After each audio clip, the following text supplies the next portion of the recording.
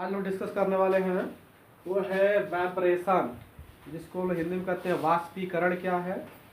तो the process of conversion of a matter from its liquid state to gaseous state at specific condition of temperature and pressure is called vaporation. कहने का मतलब यह है कि एक ऐसी अवस्था होता है, यानी वेपरेशन मतलब का आपको लिक्विड क्या होना चाहिए, लिक्विड को किस में कन्वर्ट किया जाता है, लिक्विड स्टेट जो कन्वर्ट हो जाता है किसमें, गैसियस स्टेट में। यानी जैसे वाटर है, कोई भी डीजल पेट्रोल ये सब लिक्विड है। अब थोड़ा सा भी इसको हीट देते हैं तो क्या होता है, वेपर बन के वाष्प बन के उड़ जाते हैं। तो इस तरीके से जो परिवर्तन होता है इसको हम वेपरेशन कहते हैं, वाष्पीकरण कहते हैं। तो वही हमने लिखा the process of conversion of a matter from its liquid state gases state at specific condition temperature and pressure. यानी जो वेपरेशन होता है उसका टेम्परेचर एक होता है, उसका एक प्रेशर होता है और एक विशेष होता है। एक निश्चित टेम्परेचर पर ही वेपरेशन होगा, एक निश्चित दाब पर ही होगा। कैसे वेपरेट होता है?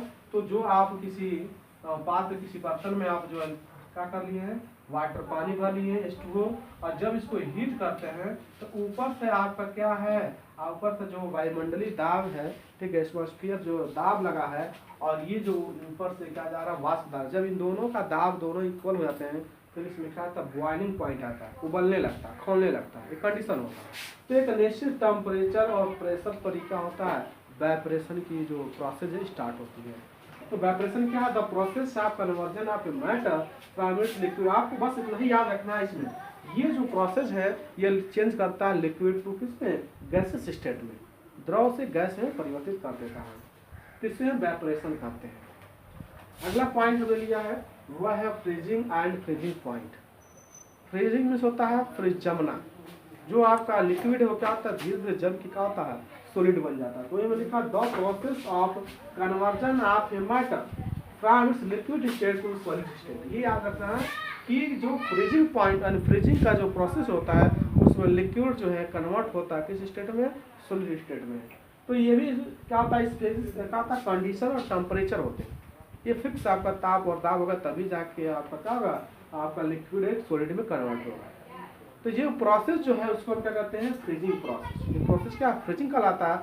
और जिस टेम्परेचर पर ये जो है आप लिक्विड किस में कन्वर्ट हो रहा है, सॉलिड में, तो उस टेम्परेचर पॉइंट को क्या कहते हैं, फ्रीजिंग पॉइंट। जिस ताप पर आपका जैसे वाटर है, अब पानी जो है 0 डिग्री सेंटीग्रेड पर क्या जाता है, बर्फ बन जाता है, सॉलिड में जाता है।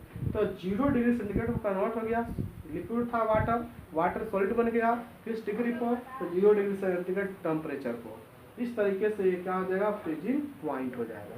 जिस ताप पर कोई भी लिक्विड किस में कन्वर्ट हो, सॉलिड में कन्वर्ट होता है, तो वह जो पॉइंट होता है क्या होता है, फ्रीजिंग पॉइंट। और जो प्रोसेस होता है, जो तरीका होता है, उसको कहते हैं फ्रीजिंग।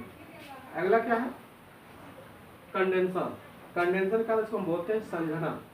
ठीक है, संघनन क्या होता है, तो ठीक उल्टा, the gaseous state to liquid state. यानी सेम वही डिफरेंस लिखेंगे, बस उसमें हम चेंज क्या कर देंगे, यहाँ लिक्विड था तो वहाँ पर लिखेंगे गैसियस स्टेट, और टू कन्वर्ट इसमें हो जाएगा लिक्विड स्टेट। इसमें कंडेंसन में जो भी आपके ऊपर से वेपरेशन होकर जाता है वाटर का, ऊपर जो क्लाउड बनते हैं, बादल बनते हैं, तो वहाँ पर कौन सा वर्क होता है, वहाँ कंडेंसन होता है। यानी जो यहाँ से वेपरेशन होकर जो वाष्प जब गए हैं वो धीरे धीरे क्या होंगे, कूल होंगे। कूल होने के बाद जो गैस को कन्वर्ट होगा किसमें, तो गैसियस जो स्टेट कन्वर्ट होता है लिक्विड में। जब लिक्विड होता है तो वही रेन होता है, वर्षा होती है। तो कौन सा कंडीशन होता है, तो वो कंडेंसन होता है। जो आपका रेन होता है, रेनी डे होता है, कंडेंसर के अनुसार ही होता है। तो ये लिखे हैं कंडेंसर में कि the gaseous state to liquid state. इसमें जो गैस होते हैं किसमें कन्वर्ट होते हैं, अगर आपके घर में जो LPG गैस आता होगा तो वो गैसी है गैसियस स्टेट में, लेकिन कुछ टेम्परेचर गिर जाने के बाद क्या होता होगा, वो जो है लिक्विड स्टेट में आ जाता है। इसीलिए LPG को, LPG का पूरा नाम क्या था, लिक्विड पेट्रोलियम क्या था, गैस कहा जाता है। अगला है आपका effect of change of temperature. यानी टेम्परेचर के अनुसार जो है हमारे किसी मैटर पर क्या इफेक्ट पड़ता है। तो जब भी किसी सॉलिड स्टेट का है वो हीट करेंगे, क्या करते हैं, इसको हीट करते हैं तो फिर एक आ जाता है लिक्विड स्टेट में जाता है। अगर पुनः इसको हीट कर देते हैं, पुनः हीट कर देंगे तो ये गैसियस स्टेट में जाएगा। गैसियस स्टेट को अगर कोल्ड कर देंगे तो ये लिक्विड स्टेट में आ जाएगा। लिक्विड को अगर और हम ठंडा कर देंगे, कोल्ड करेंगे तो एक आ जाएगा सॉलिड स्टेट में आ जाएगा। इस तरीके से जब भी आप क्या करेंगे, टेम्परेचर को चेंजिंग करेंगे, उसके अनुसार जो है किसी भी पदार्थ का या किसी भी मैटर का जो स्टेट होता है था चेंज होता है, इफेक्ट पड़ता है। टेम्परेचर का बहुत बड़ा क्या होता है, इफेक्ट पड़ता है। तो फिर आज के लिए इतना ही, थैंक यू।